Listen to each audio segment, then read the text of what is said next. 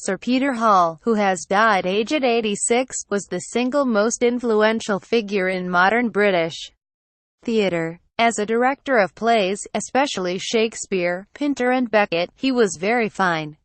In the opera house he brought real musical understanding to the work of Mozart and Verdi. But it was through his creation of the Royal Shakespeare Company in the early 1960s and his stewardship of the National Theatre from 1973 to 1988 that he affirmed his passionate faith in subsidised institutions.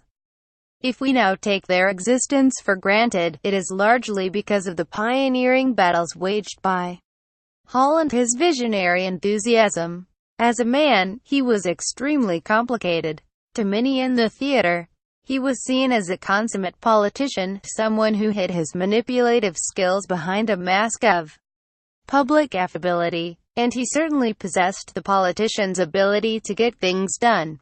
But he also had the vulnerability of the artist and, on many occasions, I glimpsed the melancholia and wounded spirit that lay beneath the geniality. Far from being a consummate Machiavel, he always struck me as a candid, generous and open person who made little attempt to conceal either his euphoria or his disappointment. Peter Hall, the peerless showman who transformed British theatre. Read more. Hall's life and career were inevitably shaped by his upbringing.